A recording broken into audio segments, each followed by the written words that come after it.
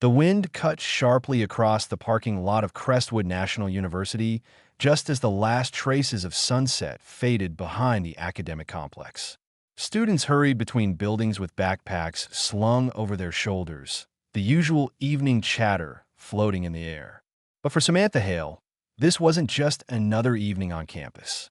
Her boots made quiet, precise taps on the pavement, her posture straight, her focus sharp, even when dressed in nothing more than black jeans and a simple gray jacket. And no one would have guessed she had only left active duty as a Navy SEAL 6 months ago. No one could see the scars beneath her sleeves, the reminders of deserts, oceans, and missions no one would ever hear about. She had come to Crestwood for one reason: to finish her master's degree in crisis psychology, something she had always wanted before her military career swallowed her 20s. But trouble, she had learned, had a way of finding her. Even when she wasn't looking, she was halfway across the parking lot, heading toward the library steps, when she noticed them, 3 campus security trainees lingering near the entrance.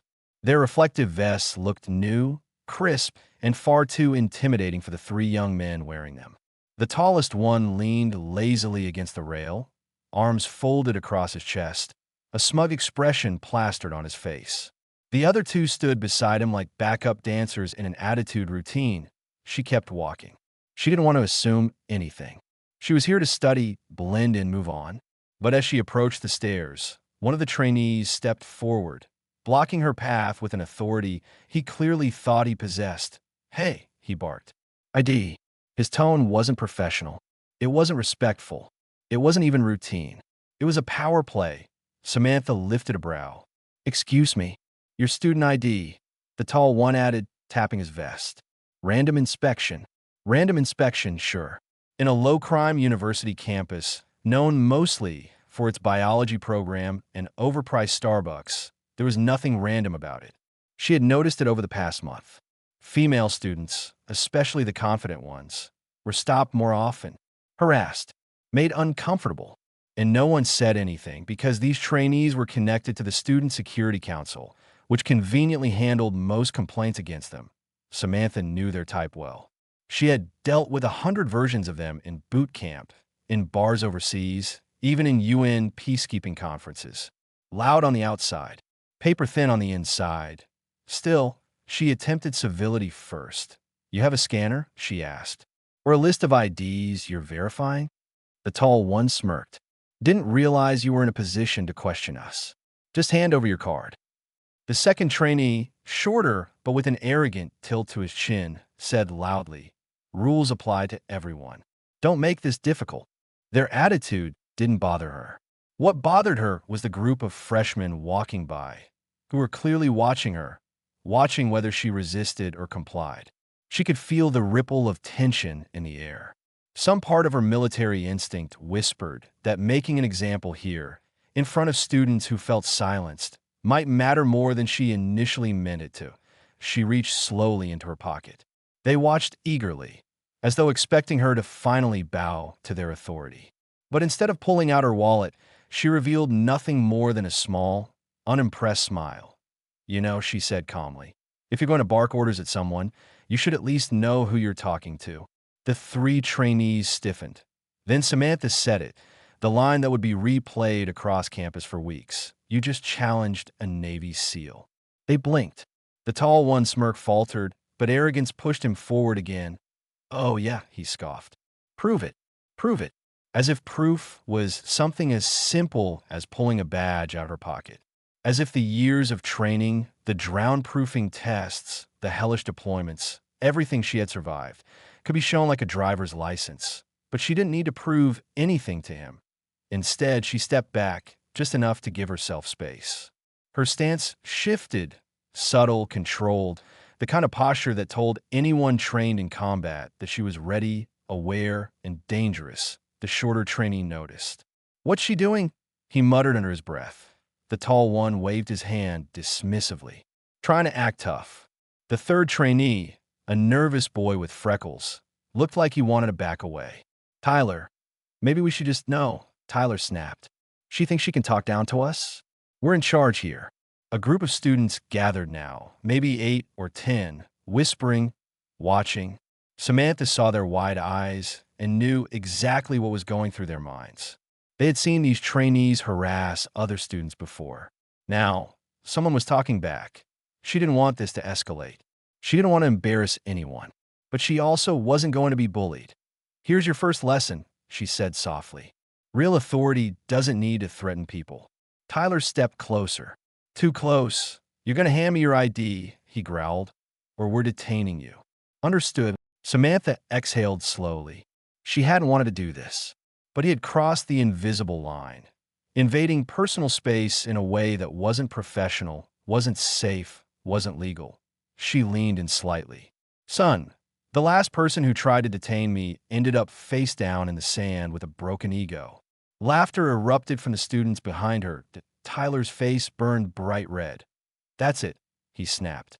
"Grab her." The shorter trainee reached for her arm. That was a mistake. Before his hand even brushed her jacket, Samantha pivoted sharply. Her movement was a blur, clean, fast, technical. She caught his wrist, redirected his momentum, and with one controlled twist, placed him on the ground. She didn't hurt him. She didn't need to. The sound of his body hitting the pavement echoed across the lot. Gasps filled the air.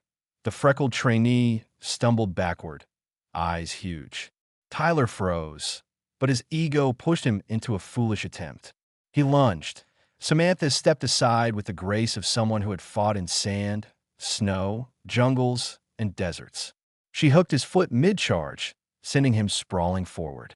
His vest scraped the concrete that a silence fell over the entire area.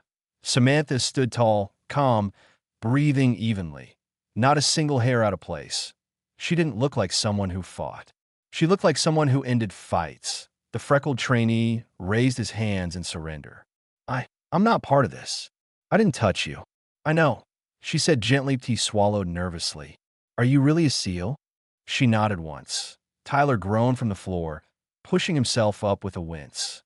"This isn't over," he muttered. I'll report you." "You should," she said. "And when you do, make sure you tell the truth, that you demanded ID without cause, that you tried to detain a student illegally, and that you initiated physical contact." Students murmured. Some recorded. Some smiled. Some simply stared at her with a mixture of awe and relief. The campus security supervisor arrived minutes later, alerted by the chatter. Officer Raymond Brooks, an older man with graying hair and a calm demeanor, pushed through the small crowd. "What's going on here?" he asked. Tyler immediately pointed. "She attacked us. She threw Kyle and tripped me." Officer Brooks turned to Samantha. "Is that true?" She shook her head. "They attempted to detain me without cause. One of them grabbed my arm. I acted in self-defense." The officer eyed her posture, her stance, the way she didn't flinch even with tension thick in the air. Then he noticed the small trident pendant around her neck. "You Navy?" he asked quietly. "Former SEAL," she replied. "Damn," he whispered under his breath, then raised his voice. "Everyone, turn off your cameras. Trainees, stand straight." Tyler tried to protest, but Officer Brooks gave him a look that shut him up instantly. "I've had complaints about you three," Brooks said sternly. "Tonight confirms it. You're suspended pending review." Tyler stared in disbelief. "You're taking her side?" "No," Officer Brooks said. "I'm taking the side of campus policy. And unlike you, she's not lying." Cheers erupted from the students. Tyler stormed off. Kyle limped after him. The freckled trainee stayed a moment longer, looking embarrassed but relieved that someone finally said what needed saying. When the crowd dispersed, Officer Brooks approached Samantha with a respectful nod. "You handled that with a lot more restraint than many would," he said. "Thank you. I'm trying to stay out of trouble," she replied with a light smile. "You won't have trouble from them again." She nodded, adjusting her jacket. "Good. I just want to finish my degree in peace." As she headed toward the library steps again, a group of freshmen approached hesitantly. "Ma'am?" one of them asked timidly. "Is it true you were a SEAL?" "Yes." "Can we, walk with you?" another asked. "We've been kind of scared of those guys." Samantha softened. "Sure. Come on." They walked with her up the stairs. For the first time since the semester began, she felt the weight on her shoulders lift just a little. Sometimes courage wasn't kicking down doors in enemy territory. Sometimes courage was standing in a campus parking lot, refusing to bow to bullies. When she reached the doors, she turned slightly and said with a small grin, "And hey, if you ever want more stories like this, subscribe to Grow for Justice. And tell me in the comments where you're watching from." The students laughed, waving goodbye as she entered the warm glow of the library. But what Samantha didn't know was that 3 floors above her, a faculty advisor had witnessed everything from the window. And he wasn't just impressed, he was recruiting. And Samantha Hale's quiet return to civilian life was about to become far less quiet.